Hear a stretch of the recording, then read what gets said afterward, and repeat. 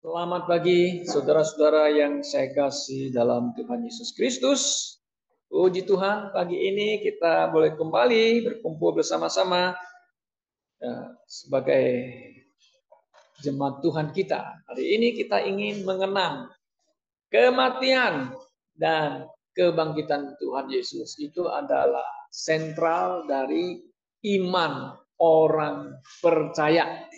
Tanpa ada kematian, ya, tanpa ada kebangkitan, saudara, percuma kita di sini duduk-duduk datang tiap minggu. Pak Surya lebih awal datang di sini dari jam 9 sudah duduk di sini, ya, beres-beres semua. Coba kalau Yesus nggak mati, nggak bangkit, apa yang kita mau harapkan kan?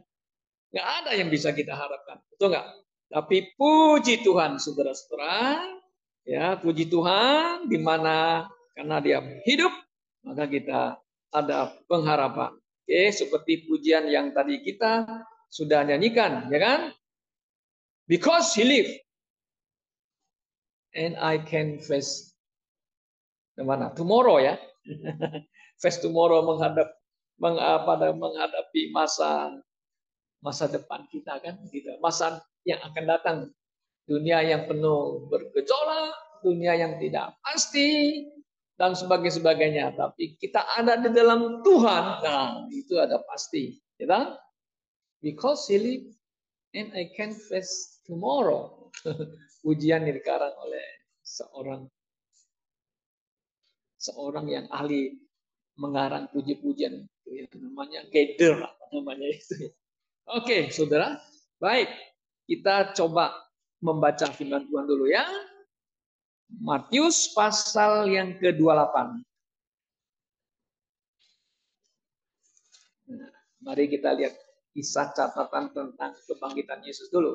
Oke, mari kita lihat Matius 28 ayat 1 sampai ayat yang ke-10 saja. Saya akan baca aja ya untuk saudara semua. Demikian bunyi firman Tuhan. Setelah hari Sabat lewat menjelang menyingsingnya fajar pada hari pertama minggu itu, artinya hari Minggu kita sekarang, pergilah Maria Magdalena dan Maria yang lain menengok kubur itu.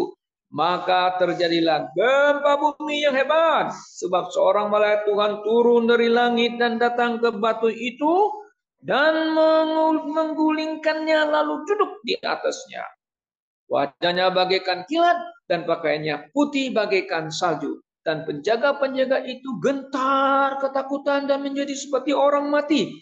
Akan tetapi malaikat itu berkata kepada perempuan muda itu, janganlah kamu takut, sebab aku tahu kamu mencari Yesus yang disalibkan itu. Ia tidak ada di sini, sebab ia telah bangkit sama seperti yang telah dikatakannya. Mari lihatlah tempat ia berbaring. Dan segeralah pergi dan katakanlah kepada murid-muridnya bahwa ia telah bangkit dari antara orang mati. Ia mendahului kamu ke Galilea. Di sana kamu akan melihat dia. Sesungguhnya aku telah mengatakannya kepadamu. Mereka segera pergi dari kubur itu dengan takut dan dengan sukacita yang besar dan berlari cepat-cepat untuk memberitahukan kepada murid-murid lain. Tiba-tiba Yesus berjumpa dengan mereka dan berkata, salam bagimu. Mereka mendekatinya dan memeluk kakinya serta menyembahnya. Maka kata Yesus kepada mereka, jangan takut, pergi dan katakan kepada saudara-saudaraku supaya mereka pergi ke Galilea dan di sanalah mereka akan melihat aku. Ayat satu lagi, mari kita lihat Roma. Oke, Roma 4. Roma 4. Mari kita lihat Roma 4 ayat yang ke-25. Roma 4 ayat yang ke-25. Mari kita baca bersama-sama. Roma 4 ayat 25. Oke. Yaitu Yesus yang telah diserahkan karena pelanggaran kita dan dibangkitkan karena pembenaran kita. Mari kita berdoa. Saudara-saudara yang dikasih dalam Tuhan Yesus, saya ingin menyapa saudara dulu. Happy resurrections. Apa arti? Selamat hari kebangkitan. Nah, kalau yang di sana kan bilang Paskah kan, Happy Resurrection. Jesus is risen. Yesus Kristus telah bangkit.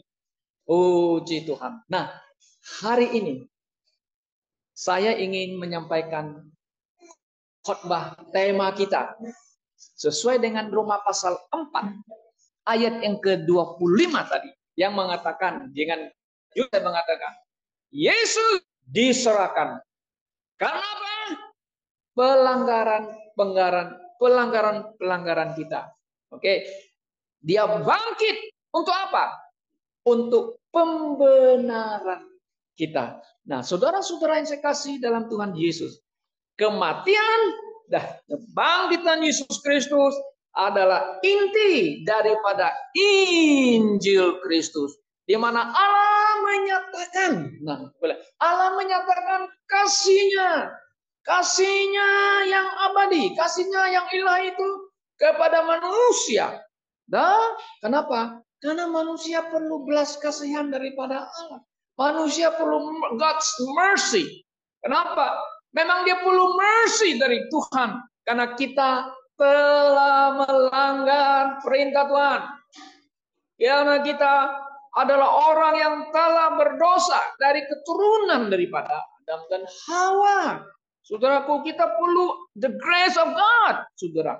Nah, karena itu, kenapa pentingnya kematian dan kebangkitan daripada Yesus Kristus. Tetapi kematian dan kebangkitan Yesus ini menjadi masalah bagi orang-orang yang selalu bertanya-tanya, yang selalu berdebat-debat. Siapakah Yesus itu? Siapakah Yesus mati atau bangkit itu? Bagi orang Yahudi, bagi orang Israel, mereka sampai hari ini sebagai bangsa pilihan, ingat, bangsa pilihan, mereka masih menolak Yesus yang pernah datang 2000 tahun yang lalu. Mereka tidak mau mengaku Yesus yang datang itu sebagai anak Allah, Mesias yang diutus oleh Elohim. Kenapa saya pakai Elohim? Karena orang Yahudi kata, ini bukannya kami menunggu Mesias dari Elohim, Messiah. Ya, mereka tidak mau percaya. Kenapa? Karena yang datang itu mati. Bagaimana kami mau percaya kepada Yesus? Dia mati konyol. Dia mati begitu hina, ditonton, dipantek, disalibkan di atas kayu salib. Aduh, bagaimana kami mau menerima dan percaya kepada dia? Dia mati. Kami tidak mau Mesias yang begitu. Kami mau Mesias yang datang dengan gagah perkasa, dengan agung dan mulia. Itu yang kami mau percaya, yang kami mau terima, katanya loh. Nah, kenapa saudara-saudara? Nah, mereka tidak mengerti, tidak memahami nubuat-nubuat tentang Mesias yang akan datang dan menderita. Nah, mereka mengatakan di Yesaya pasal 52, nah saya baca, dan 53, itu adalah nubuat tentang Yesus Juru Selamat. Memang di situ ada pakai satu kata, my servant. Nah, 52 itu bisa my servant. Nah, mereka bilang itu yang my servant itu menderita itu. Mereka menerjemahkan tahu apa enggak? Itu bukan menunjukkan kepada Yesus Kristus, tetapi menunjukkan kepada hambaku itu adalah Israel. Nah, saudaraku. Maka mereka menolak Yesus. Tetapi Yesaya itu, nabi itu, yang menubuat itu, adalah menunjukkan kepada anak domba Allah itu. Di pasal 53. Mereka nggak mau terima. Itu menunjukkan kepada Israel katanya. Siapa Israel? Ya, umat Israel yang menderita katanya. Tapi yang mana? Nah, mereka nggak bisa jawab. Yang menderita untuk umatnya mana? Siapa? Nggak bisa jawab. Saudara. Nah, demikian juga dengan agama lain. Tidak akan percaya. Masa Yesus Tuhan kalian mati? Nah, jadi problem katanya. Kok tanya dia Tuhan? Kalau dia Tuhan, kenapa dia berdoa? Ya betul nggak? Kemudian Tuhan, kenapa di ayat Lukas pasal yang keempat atau 42 yang menjadi viral sekarang di YouTube, dipertanyakan orang, kata kamu Yesus Tuhanmu. Waktu dia berdoa, lalu datanglah malaikat to strengthen him. Kenapa Tuhan mana Tuhannya? Kenapa tidak kuat? Kenapa harus minta penciptanya yang menguatkan dia gitu? Apakah ayat itu ada di situ atau ayat ini tambahan? Nah, ini jadi problem masalah teologi ya di dalam kekristenan yang tidak pernah dibahas, tapi sekarang diungkit-ungkit oleh orang lain yang tidak percaya bahwa Yesus adalah Tuhan. Yesus adalah Mesias yang diutus oleh Allah Bapa. Mereka bilang, ya Yesus datang itu dia nabi aja. Dia messenger. He's not the son of God. He's not the savior. Itu pandangan dunia, pandangan agama lain. Benar. Dalam hal Yesus itu dia berdoa, dia mati bukan karena yang mati itu adalah the God's nature, bukan keilahiannya, bukan Tuhan yang mati. Tuhan tidak bisa mati. Tuhan itu tidak mungkin mati, saudara-saudara. Tapi yang mati ini mereka tidak lihat sisi lain. Dia adalah human, mengambil human form, mengambil wujud manusia. Kata Paulus di Kolose, dan dia merendahkan dirinya, saudara. Ini tidak bisa difahami oleh manusia sampai hari ini. Yang mati, yang menderita siapa? Tuhan? Allah bukan, tapi manusia.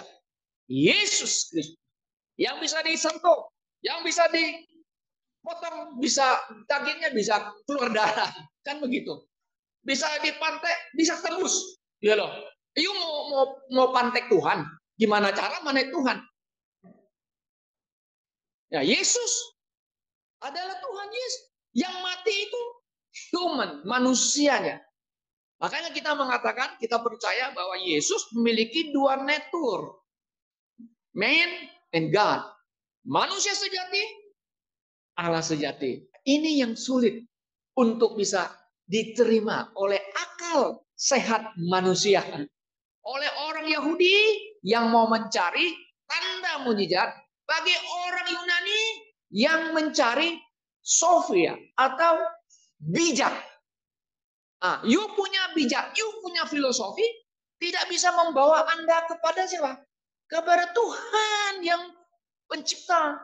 Kenapa? Karena you pakai human reasoning. Nah, kita human reasoning mengenai akal-akal manusia itu. Nggak bisa kita menemukan itu kalau kita tidak kembali kepada the written words of God. Firman yang tertulis ini. Nah, saudara-saudara yang saya kasih dalam Tuhan Yesus Kristus. Jadi, pengetahuan manusia, filosofi manusia yang hikmat tidak bisa membawa mendapatkan namanya kebenaran sejati. Nah, kita bilang kebenaran sejati. Ya? Bagaimana manusia bisa menemukan kebenaran sejati supaya dia bisa menemu Sang Pencipta, memahami di mana Sang Pencipta Allah yang mengasihi manusia, yang mengutus anaknya, yang mati dan bangkit kembali. Wow, mereka berargumentasi, mana mungkin Allah itu beranak? Bagaimana mungkin Allah itu melahirkan anak? Ya memang secara logika akal manusia nggak bisa ngerti, saudara-saudara. Maka itu Allah itu mengutus anaknya supaya dilahirkan oleh perawan. Bayangkan, saya mau tanya, di dunia ini ada nggak seorang perawan tiba-tiba hamil? Kan begitu. Pernah dengar cerita nggak? Kan nggak ada. Dan loh, Marianya sendiri kan dia bilang malaikat, bagaimana mungkin aku belum punya suami katanya. Artinya saya belum berhubungan sebagai suami istri. Nggak mungkin loh. Nah katanya, yuk di mana Roh Kudus akan menaungi dan anak putra yang kamu kandung itu adalah anak Allah yang maha tinggi. Kamu harus beri dia nama apa? Yesus. Yesus itu siapa? Yesus nama manusia. Yesus itu nama kalau dalam bahasa Ibrani kan Joshua. Ada di sini namanya Joshua. Ada banyak orang kasih namanya Joshua ya. Itu bahasa Ibrani Joshua. Yesus Kristus. Kristus artinya diurapi. Nah, Mesias itu bahasa Ibrani. Ya, jadi Joshua HaMesiah. Nah, jadi Yesus Kristus. Nah, mana manusia adalah Yesus. Saudaraku yang saya kasih dalam Tuhan Yesus. Jadi begini, saudara-saudaraku. Orang dunia tidak mungkin akan bisa mengerti hal ini. Ya, kalau dia tidak mau, tidak mau memakai Alkitab, firman Tuhan kita ini. Kenapa? Karena melalui Alkitab inilah Allah menyatakan dirinya kepada manusia. Tentu melalui putranya Yesus Kristus yang ditulis di dalam Alkitab kita, Perjanjian Lama dan Perjanjian Baru. Hanya inilah Alkitab yang bisa membimbing Adam, yang menuntun Adam menemukan kebenaran sejati, kita bilang. Di mana Anda akan mengenal Sang Pencipta. Tentu mengenal siapa? Yesus yang dikirim. Dan engkau akan mengenal. Kenapa? Mengetahui. Kenapa Yesus harus mati. Dan bangkit kembali. Kemudian dia naik ke surga. Dan akan datang kembali. Dari mana kita bisa tahu? Hanya ini imajinasi. Karena dengar-dengar nenek moyang sono cerita-cerita dan sampai. Nah, tapi ditulis di dalam Alkitab. Ya kan?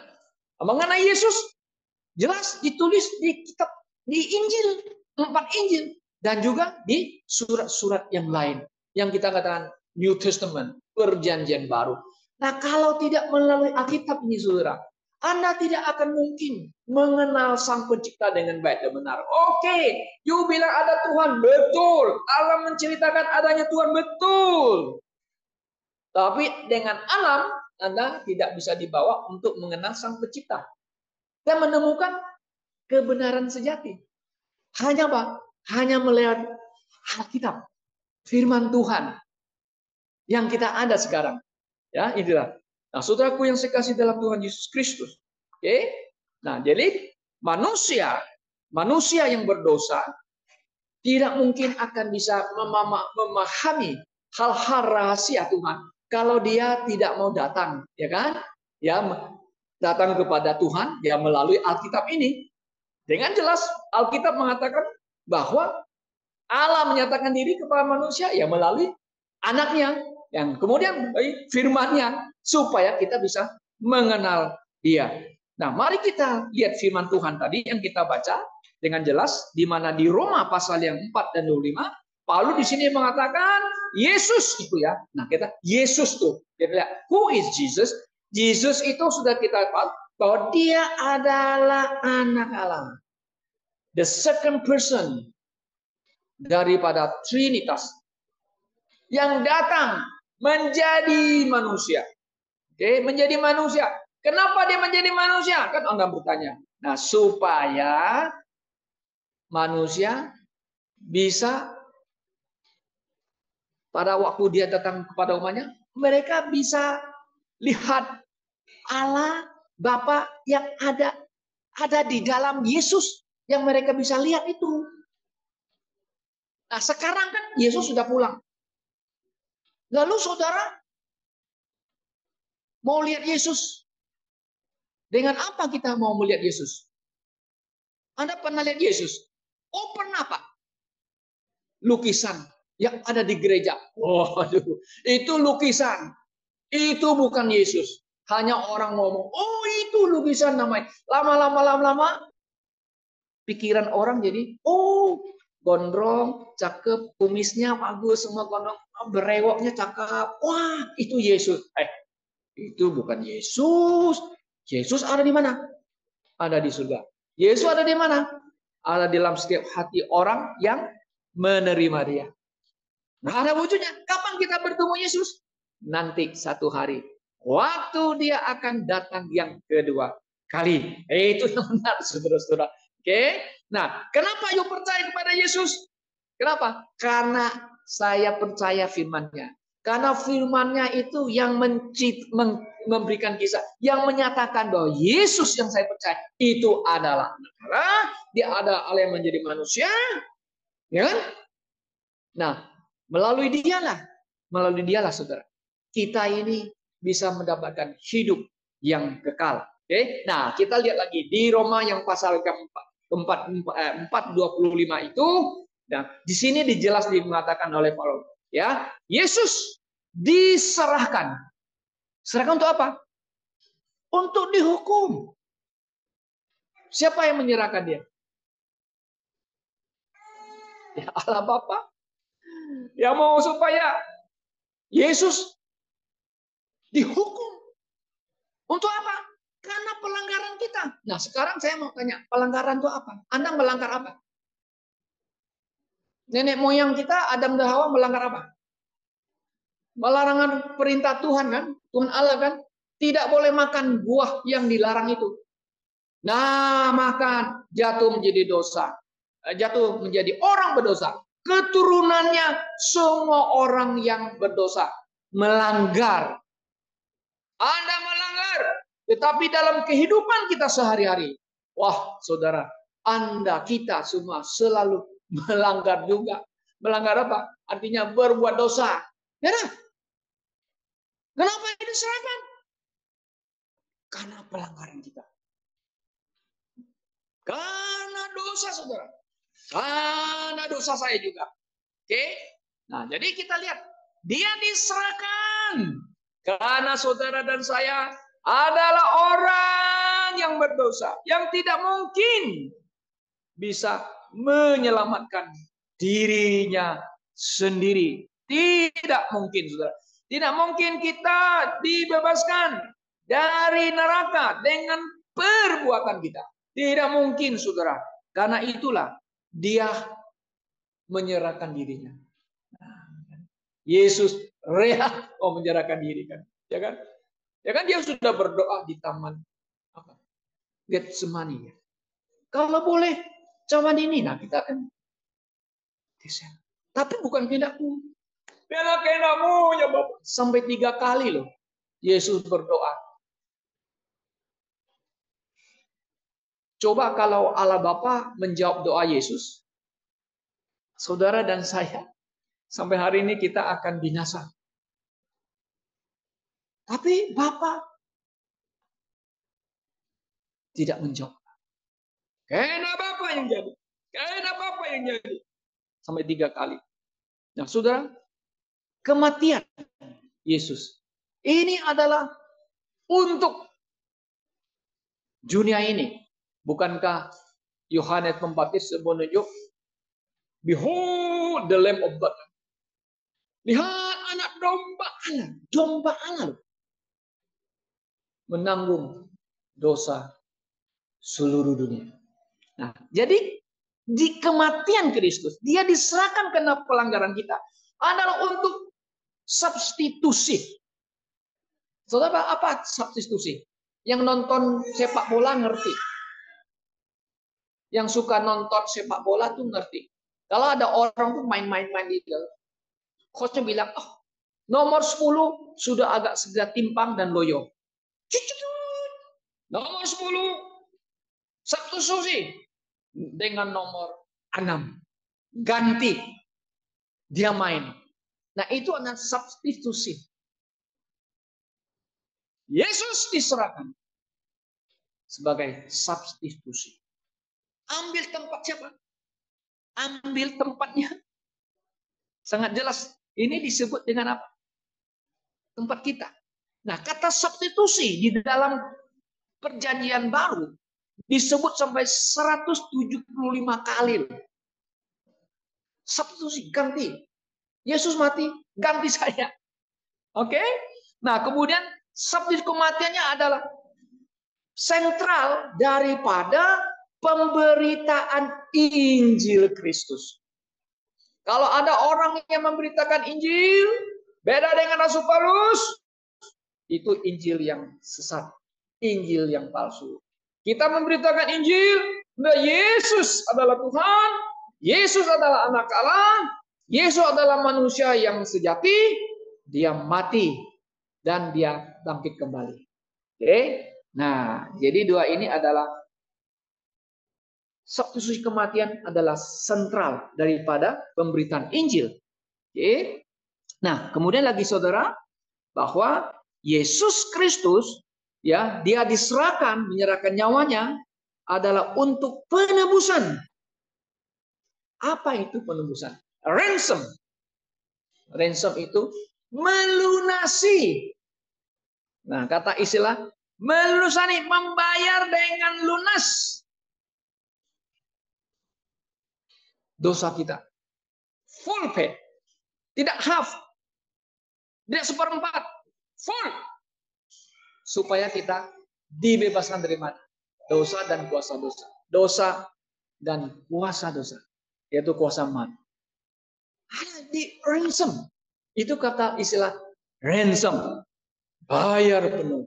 Lunas hutang kita. Kan istilahnya ya. Oke. Nah, jadi kesimpulannya saudara-saudara, bahwa kematian Yesus, ya, kematian Yesus adalah untuk dunia ini, ya, menanggung seluruh dosa dunia. Tidak separuh-separuh, tidak setengah. Tapi seluruhnya. Di mana ayatnya? Tentu ini ayatnya ada, kita baca Yohanes 1:29, 1 Yohanes pasal 2 ayat 2. Ya. Nah, semua dosa dunia? Enggak. Sebagian-sebagian ada. Menanggung, ya. Yang percaya mendapat pengampunan melalui darah Yesus Kristus. Sangat jelas ayatnya. Oke. Nah, sekarang kita lihat. Ada kalimatnya lagi yang mengatakan dia bangkit untuk pembenaran kita. Kenapa dia pembenaran kita ya? Ya, jadi begini saudara. Ya, hanya melalui iman saja kita itu dibenarkan, bukan melakukan hukum Taurat. Yang saya sering khotbahkan. Ya, Paulus mengatakan bahwa di dalam Roma yang kita bahas kan, saudara jelaskan dari pasal 2, 3, 4. Ya, kita dibenarkan karena iman kepada Yesus Kristus. Bukan karena kita melakukan hukum Taurat. Bukan. Iman Anda. Iman kita. Kepada siapa? Kepada Kristus. Nah, kita dibenarkan. Saudara, sangat jelas. Karena itulah kita lihat. Maka Anda dibenarkan, kan? Anda diampuni, ya, kita kemudian kita dimuliakan lagi. Waduh, dimuliakan jadi anak Allah. Dan mendapat mahkota dari surga kan. Nah, kita orang Kristen sangat beruntung percaya kepada Yesus Kristus. Nah, sekarang kita lihat kebangkitan Yesus ya untuk pembenaran kita. Nah, ini yang jadi problem lagi sekarang. Kita lihat ada sebagian kelompok orang Kristen. Nah, kita nggak mau tahu lah orang yang di luar, yang ada di dalam katanya orang Kristen ya. Mereka tidak percaya, ada yang tidak percaya, itu gereja liberal, gereja bidat ya, bahwa Yesus bangkit secara tubuh yang mulia. Nah, ada sekelompok Kristen liberal, Yesus bangkit, yes, tapi Yesus bangkit secara rohani. Artinya apa? Roh. Kalau orang kampung bilang apa? Hantu. Ya kan? Roh harus hantu kan? Dia nggak ada tubuh, nggak ada tulang kan? Yang kita bilang, oh, roh. Yesus punya tubuh dan tulang. Thomas bilang, sekali-kali aku tidak akan percaya. Bila aku melihat, merasakan itu, antekan jarinya itu, kemudian yang ditombak, dirusuk. Aku mau rasa pegang. Kalau aku tidak melihat dan pegang, aku tidak percaya. Karena apa? Karena di atas kosongnya itu yang kalian lihat itu hantu. Dalam artinya Alkitab roh. Semua orang murid, kami sudah ketemu. Ibu-ibu perempuan sudah ketemu Yesus yang sudah bangkit. Aku ngomong. Dia bersikeras. Kemudian dia kumpul sama murid-murid lain. Yesus datang. Pintu terkunci. Semua terkunci. Tiba-tiba Yesus datang. Itu kan hantu kan? Dalam konsep manusia. Betul nggak? Betul nggak? Kok bisa tembus ya? Kalau di YouTube saya lihat banyak orang pakai AI ya. Tiba-tiba rohnya bangkit dari mati. Lalu jalan-jalan gitu. Itu AI punya kerjaan. Ya kan? Lah, diputar kan? Yesus bilang.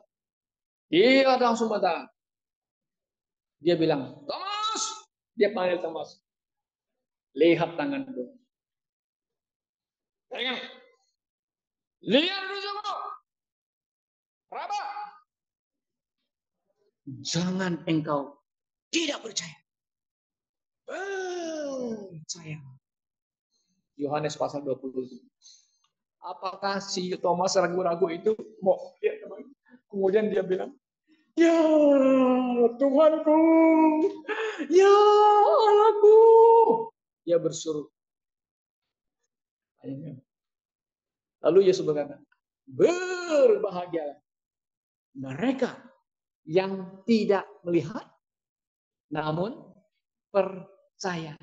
Puji Tuhan. Saya mau tanya, Anda pernah ketemu Yesus? Anda pernah melihat Yesus? Tidak pernah. Kenapa kamu percaya Yesus? Kan begitu. Anda akan berkati, yes. Ngomong Yesus sendiri yang ngomong. Kan berbahagia lah. Mereka yang tidak melihat namun percaya. Anda yakin nggak? Ya, kita yang ngomong. Kita yang tulis. Yesus yang ngomong ini catat. Ya kita. Saya percaya. Puji Tuhan. Nah, kebangkitan Yesus yang ditolak oleh sebagai orang Kristen liberal dan gereja bidak.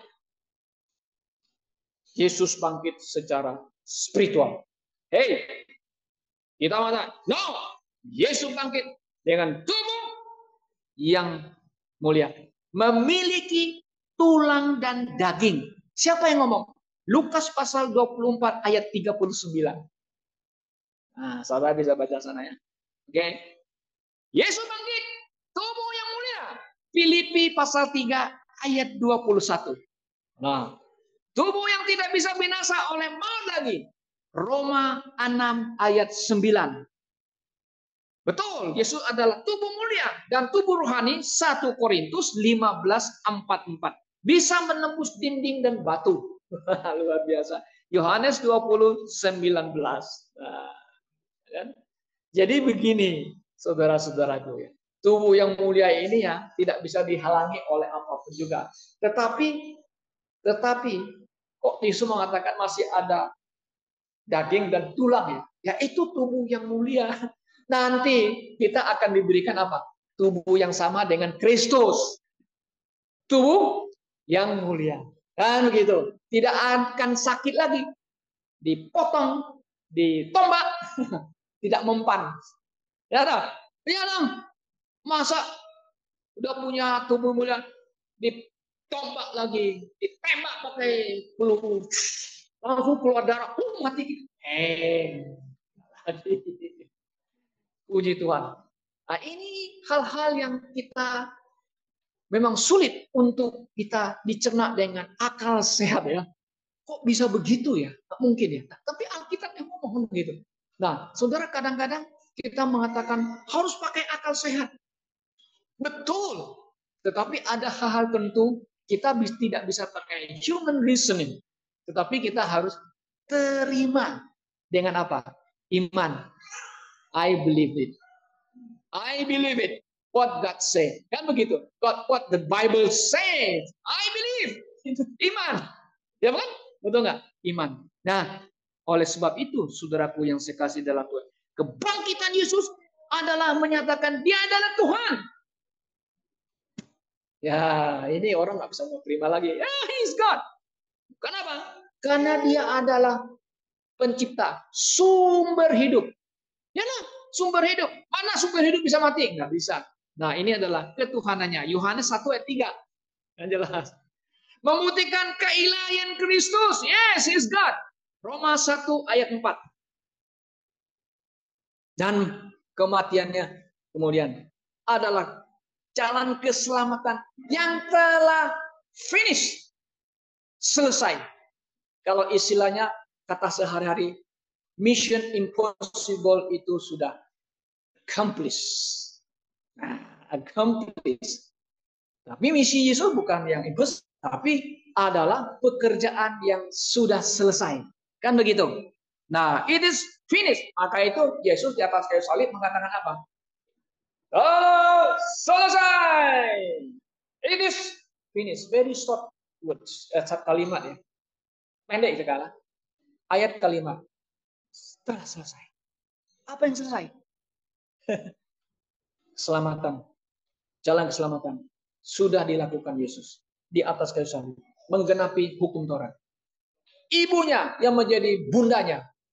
Sudah selesai. Sekarang, you bukan bundaku lagi. Saya adalah juru selamatmu. Ya kan? Saya mau tanya. Maria perlu juru selamat nggak? Enggak perlu, Pak. Orang suci, orang kudus. Itu melanggar. Kalau kamu ngomong begitu, kamu tidak percaya ayat Roma pasal 3 ayat 23. Apa itu ayatnya? Semua telah berdosa dan kurang kemuliaan Allah. Saya mau tanya, Maria orang berdosa nggak? Oh, perlu juru selamat nggak? Juru selamatnya siapa yang dilahirkan itu? Yes, saudara. Semua, tidak ada kecuali. Puji Tuhan. Oke, sudah selesai. Nah, kebangkitan Yesus memberikan jaminan kepada orang yang percaya kepada Yesus yang mati dan bangkit kembali. Itulah membenarkan kita. Pembenaran kita. Artinya, you punya percaya, dibenarkan. You mau percaya ngomong saya nggak? Anda dibenarkan. Siapa yang kata kamu dibenarkan? Saya? Bukan. Firman Tuhan. Tuhan sendiri. You dibenarkan. Yes. Keselamatanmu terjamin. Oh yes. Puji Tuhan. Kenapa? Karena kebangkitan Yesus. Maka itu. Tidak ada kebangkitan. Tidak ada jaminan keselamatan. Paulus mengatakan di 1 Korintus pasal 15 ayat 17. Tidak ada kebangkitan, tidak ada apa. Ya, coba kita lihat satu ayat lagi ya, tutup ya. Oke, 1 Korintus, coba kita lihat. Pasal yang ke-15, nah jelas di sini mengatakan, ya, coba kita makan di ayat yang ke-17. Saudara baca di situ sama jelas.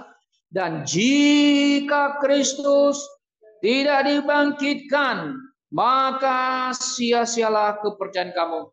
Dan kamu masih hidup dalam dosamu. Puji Tuhan.